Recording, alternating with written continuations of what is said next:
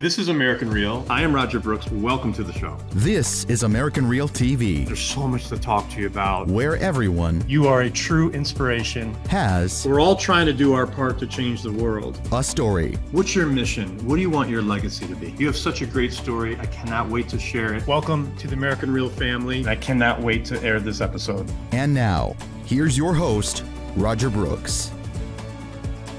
Azzie, welcome to the show. Hi, how are you? It's so great to have you. I know you've worked so hard and long on your wonderful book that we're going to talk about today. A Soldier Wife Lives On. Yeah. So right off the bat, tell us how you're feeling that it's now done, that the book is out. And I know you have it with you there if you want to hold it up to show everyone. Yes. Yes. Yes. This book has been a long time coming. I wrote it in February of 08. And it was just kind of weird because the title came to me. God gave me this title. It was Thundering and Lightning, and I was crying about my husband because I miss him so. And this title came, so I said, let me write this title down. So when I started writing the book, like I said, I finished it in '08. And so I sent it to the Congress Library. Still not knowing what I was going to do with this information. So finally, last year, I went searching for a publisher. And I found you all. Wow. And I sent the information in, and then y'all came back with approval. I was so tickled pink. And we worked. The editing department was awesome. The designer of the cover, he thought that I was talking about wartime. But after I sent him the information, he's like, oh, okay. When he sent me this cover, I just cried because it was so beautifully done. It expressed how I was feeling, and it's just awesome. It's just so awesome. That's wonderful. So I guess first question, because I'm sure our listeners are thinking the same thing. Why did you wait so long between 2008 and 2023 or whenever it was that you reached out? Well, What was I it?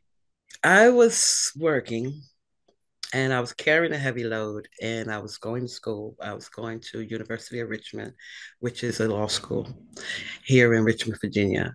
So I was working and trying to do school, and it just got lost in the mix.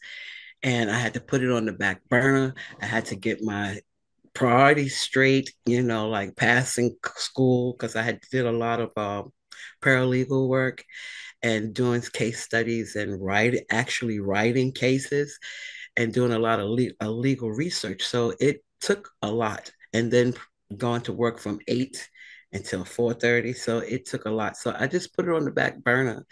And to be all honest, I wasn't really financially fit at the time. Okay. So I came into a little money. It wasn't a whole lot. And I said to myself, because my father asked me right around the time I received that little money, he said, what are you going to do about that book? And he said, because you write a lot. I said, I still have some things that you wrote to your mother. And my mother's deceased. And he was reading it. And I said, Dad, I found this publishing company and I'm going to check them out. And then once I did, the ball got to rolling. Well, he must be so proud to be able to hold that book, knowing that he was instrumental in helping you get it done. Yes, because once to be honest, I got the book on the day of my mother's birthday. Wow. And I was like, wow, what a present. Yeah. And so I told my dad I got the book. So I drove out to where he lives. He lives in Hopewell, Virginia, not too far from Fort Adams uh, military base. And I said, Dad, I got something for you. And he was like, what? You know, I thought he thought I was going to give him some money because I'm always giving him money. So when I showed him the book, I said, look, he was like, I don't believe it. So he was the first one to get my autograph. Oh, that's great. Let's go in and let's tell our listeners about the content of the book. Take us back. I know even from the back cover, it's a sad story, right? Yeah. But it's a beautiful, beautiful back cover. Um, but give us an overview of everything that happened and, you know, why this book became full closure for you. My husband and them, they were, they had to go to field, 2 weeks training. The day that he disappeared, the girl from the grocery store, I went to go get a pack of cigarettes. Yes, I got that bad habit. And she said, Azzie, she said, Miss Robinson. I said, what? I said, what, sweetheart? She said, your husband came in here with a big check. I said, huh? She said, but I had to get the manager to okay it. And the only reason why they cashed it because the manager knows y'all. And I'm saying, okay, he got a big check. Where did he get a big check from? And in the kitchen, I have not realized anything because I'm just, wondering where he's at. But like I said, he allowed me to get in front of him. And all of a sudden, he brought his hand up, his left hand up. And when he brought and my husband was a sharpshooter in the military. So he know exactly where to shoot you. And he brought the gun up and had it pointed in his chest. And I said to him, I said, sure, let's talk about this. I said, we can get help if you want. He said, no, babe, I'm too far gone. I said, you can't say that. I said, God has the final say. So he allowed me to talk to him to calm him down, and he moved the gun away from his chest. Then all of a sudden, when he went back up, he shot himself right in his heart. He fell to the floor. I kept crying. I was holding my composure, trying not to cry, and saying to him, "You better not die on me." And during this course, the CPR kicked in with me because I was grabbing things to apply to the wound to keep the blood, because the blood was coming out like a water faucet. And so I fought it because when I got to the hospital, there was a minister there. And come to find out, he was from Jamaica, Queens, where we were from. Mm, wow. And he said to me, pray, everything's going to be all right. I said, no. He said, why are you saying no? I said, because when I went to my sister's house to get her to ride with me, my husband left me then. He said, what do you mean? I said, he died before I got here. Mm, I felt him. So I had to identify the body. And when they pulled the sheet back, he had this glow about him, a smile, like he was at peace. And all I could do was cry because I was like, God, okay, where do I start now? What do I do? Well, to make a long story short, this man stepped in because I was crying every day. He stepped in where nobody else did. He made sure that I was okay. And he told me, he said, your husband made me promise mm, him that I would take care of you.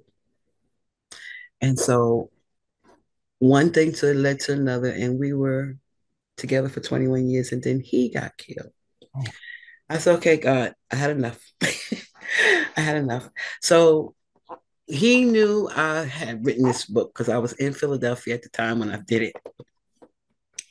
And he used to tell me, you're sitting on money.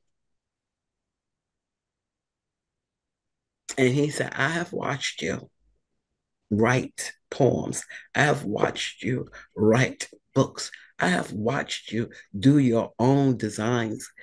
Why are you sitting on money? So that's what prompted me to get this book going because this is a true story. Even though I had to go through the pain and cry when I wrote it, and even when during the course of editing, it took me a minute because I had to relive everything to bring it to life. My story, and it's like I was feel like I was being haunted by my husband. Tell my story. So I watched a beautiful soul take his own life from pain and not being taken care of properly. So, Azzy, I could only imagine the strength and courage that you've needed, during that time and all these years leading up to now. So, tell us a little bit about that, about um, your strength and courage and how that's so important. It was important to me because at that point, when all of these incidents had occurred, I didn't know where to pick up at. And it was no one that I could reach out to share my pain. Um, so it got to the point where I had to cry out to God to help guide me, to show me what I need to do, give me direction. Um, it was to the point where I was so lost because I didn't know how to accept the fact that my husband was gone. And my questions were, how do I move forward? He's not coming back. I'm here and I have to start life all over again. It was to the point where I was fearful because I didn't know how to express my feelings to others because I wasn't looking for sympathy. I was looking for guidance, how to go about moving forward. And it took a while, it took a long time. It brought a lot of heartache and pain. I wasn't surrounded by other military families where I could connect to at that time. And so it was overbearing. Um, and it was like a nightmare. It was like a nightmare I just couldn't shake. And I stayed sad for a long period of time because I didn't know how to grieve. It's a difference when you're losing a friend or somebody like that.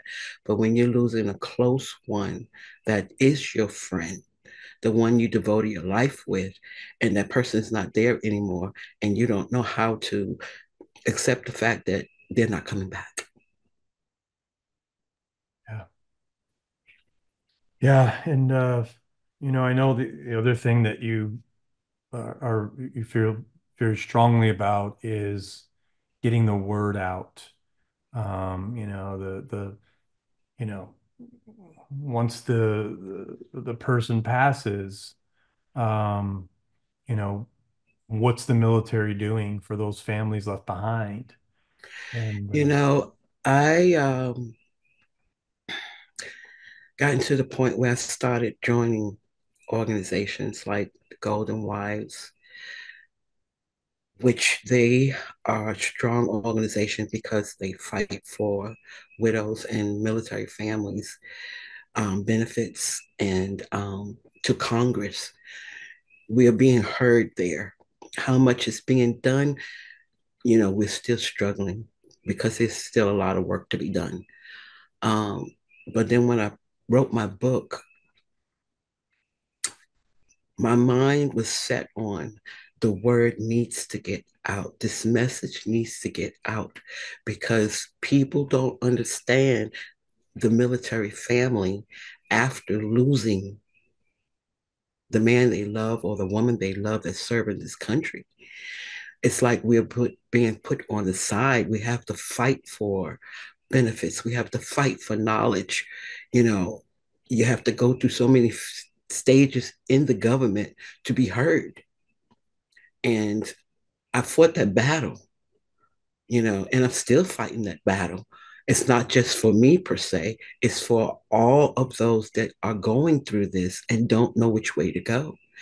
And being a individual that worked with the VA, Department of Veteran Affairs, I stayed close because I needed the knowledge. I needed to know which the next step to fight this battle that was coming before me, and I wasn't getting any assistance or any help. It was like pulling teeth. So it was like now I understood what the veterans themselves was going through and still going through just to be heard, just to get what belongs to them, you know, and the fact that they're going through PTSD and, not understanding how things are working anymore because they've been out of the limelight as far as the civilian aspect of it. Because once you're in the military and your mind is transformed, protect the country, protect the country, protect the country. And once they come out, it's like there's no one there. It's like they're being sold a dream, and that dream is not coming forth. So they're fighting. And so I know what that is to fight. And a lot of widows and widowers, they really don't know. So they reach out and get remarried for comfort and not to feel that loneliness or that pain. And they get cut off their benefits. And then they're being told, you have to come back and reapply. Who wants to relive that pain anymore? So I stayed single. It's not that I wanted to, I had options, but a gentleman told me, I don't want you to lose your husband's benefits. You fought long and hard. So I felt like I was being dictated by the government because after you hit a certain age, and then during my phase, it was like when you hit 55, oh, you can get remarried and keep the benefits and blah, blah, blah. That was a dream because it didn't happen that way. Hmm. So now, after hitting 60, you're being told, okay, you can get remarried now and keep the benefits. But my whole life is gone. Yeah.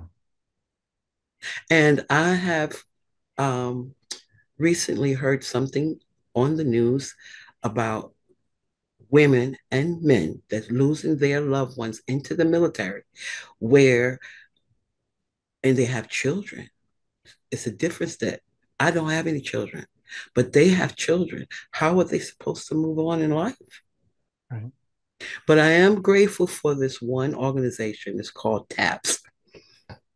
They deal with individuals that have experienced tragic death in their families and how to cope with them. And so I had contacted them, but I've been a member now since 2022. And so I have contacted them recently and I think it was Thursday to be exact. And I expressed my feelings and I told them I wrote a book and they wanted to know what was the name of the book. And I said, the name of the book is A Soldier's Wife Lives On. And he was like, wow, that's a heavy title. I was like, yes. And I said, this message needs to get out. I said, with my background and with my experience that I have working with the military and the VA, there's a lot that I have to offer and that I want to give to let the others know that it is possible. If you trust and believe and have faith in God, you can get through it. I'm not a type of person that likes to take medication. So, therefore, giving me a prescription to try to live, it's not helping. It's not helping the individuals. And I saw that through my husband. I watched him deteriorate in front of my eyes. The medication wasn't working. You know, we understand on the civilian side as well as the military side, we were civilians before we became military. So we know both sides of that world, but when you giving up your life to say, I'm going to protect my country because that's what I want to do deep down in my heart. And you put that before your family, okay? Because a lot of us is married before you get in there, and a lot of us is married after they get in there. Right. So we do not know the unknown until you experience it. Yeah. Remarkable story, Azzie. I know you also like to uh, use the phrase "God has a plan," Yes. and if you don't mind, in closing, talk about a little bit about that and how that's in your heart. My family is very connected with God. So when I went and still went through that phase, I saw the plan that God had for me when I got married. Okay. Then I looked at the fact that He was really guiding us to bigger and better things. And I was like, wow. I said to my husband, I said, wow, God has a plan for us. I said, do you see the vision? And he was like, yeah, you know, but we followed the course and a lot of things happened. We experienced so much from traveling to different countries and mingling with other languages and other people, different backgrounds. It was remarkable for me because I never been on the other side of the world. And I called my mom and I said, Mom, God had a plan for us. And I said, I'm over here and I'm meeting people with different backgrounds and different languages, and they're showing me different, how they are living and wanting to come to America to see how we're living. But my joy was enjoying their country because it was things that I didn't see. And then it was like I felt like I was more closer to God over there because we didn't have anyone to depend on, no more than the military and ourselves. So when I mean by God has a plan, God touched our hearts because I found myself coaching other military families that was having problems and wanting to get a divorce, quick answer. And it was placed in my heart to let them know you have to fight. If you truly love and believe in your spouse, you have to fight for it. You have to let God in, put God first in everything that you do in order to survive in this world today. So that's where I'm at. And I'm grateful and I'm thankful because God had a plan for my life. Yeah. And you put out this remarkable book. Yes. So wonderful to see it and hold it. And thank you so much for sharing your story. Many people are going to benefit from this, and I hope it gets to those families and all those that you're helping. Because I think, you're paving the way. Yes, you're trying to help your own situation and others, but even the generations behind us, so they don't experience the same types of things that you did when it comes to trying to, fight the system uh, Yeah. to get what's rightfully deserved. So, again, And welcome. one other point I wanted to stress is the fact that um, we always see war stories on TV, which doesn't heal. It opens that wound back up.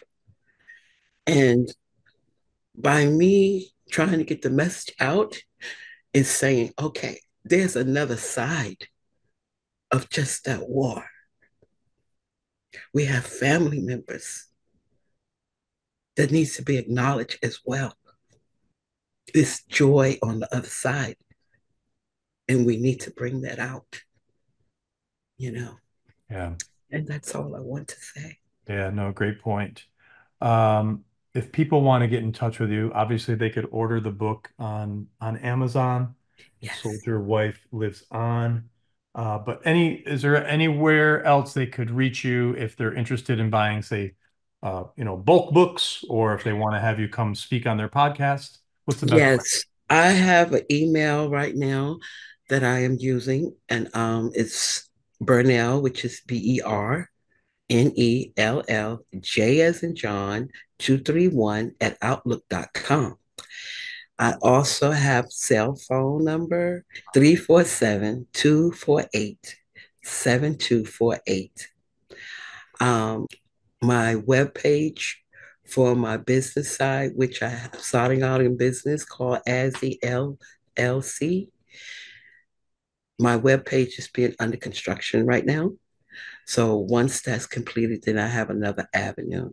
I will be coming out in maybe the next 3 weeks, 3 months, I should say, with products like t-shirts, hats, anything that's dealing with mentors.